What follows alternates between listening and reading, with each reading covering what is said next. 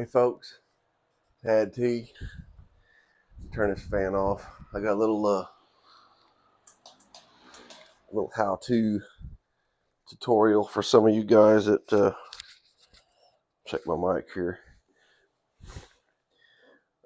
Some of you guys that well, for starters, we got a proxy coming up, the Labor Day proxy at HRW with the late model, the 3A 3D late model cars came out. I guess a year or two ago now. I guess. I got one of their originals here, so it's got the original chassis. It says actually chassis number 5 on it right there. But I'm going to send this car back. But with the old design, everybody knows that, well, you guys know that had these cars, the screws would fall out with the old style, with the bushings. The guys have since improved that.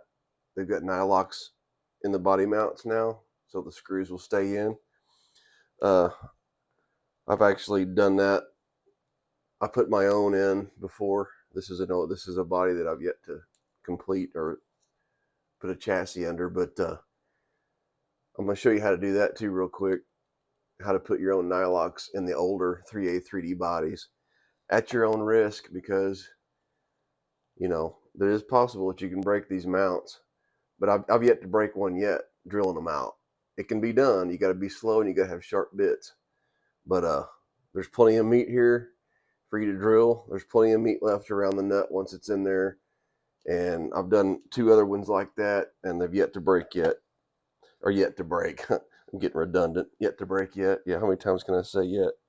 Anyway, if you got one of these and it's got the bushings in it, like if you put them in yourself, I didn't glue these in, so if you glued your bushings in, I don't know if this will work or not, but if you just pressed them in with just a press fit, which is pretty tight, this is a way to pull the bushings out, so you can drill these out and put a nut in it. So you want to get the same size tubing that we use. I'm terrible with tubing numbers, but it's the tube that we use for scratch building slot cars for the axle. The one we put our bushings in the end, what we use for our motor mount, the same size tubing for that. And you want to cut out a little piece that's like not quite a 1/4 inch long, just a short piece of tubing. You want to get one of your M2 screws. I bought these in a kit from Amazon. This one's, I forget how long it is now. It's about a 1/2 inch long, I think, but it's an M2 screw. It's the same one I use for, it's a little bit longer, but it's the same threads and everything you use to mount the body with. But you want a little bit longer one. And you're also going to need a little washer on the end of it. And this is just a guide washer from a Slot Invasion guide. You could, any kind of washer that would work, just so it's big enough that it won't fall back through the tube. You take your screw, you're going to put it through the tube like that. I'm not sure how good you guys can see any of this, but okay, so you're going to do that. So you got the setup, you got the tube over the screw, and then the washer's on the top to keep it from pulling back through the tubing. Is what the washer's for. You're going to take it, you're going to screw it into your existing bushing that's already in there. Okay, you're going to screw it in there just like that, and then you're going to take, it don't have to be exactly centered on there, but you need to get it close, and you're going to start tightening it up. Okay, you're going to tighten it up and you'll feel it come loose, and it's going to pull your bushing out just like that. Now your bushing's free. You can see it. It ran up the screw right there.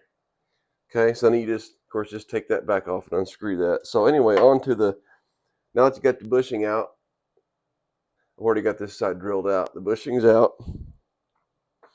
You want to start with I got this in a little vise here, but you want to start with a bit little bit smaller than what you're going to end up with, and just drill that out and just graduate on up to the next size bigger. Go slow. You know, you've seen these bits that fit in a drill. It already has the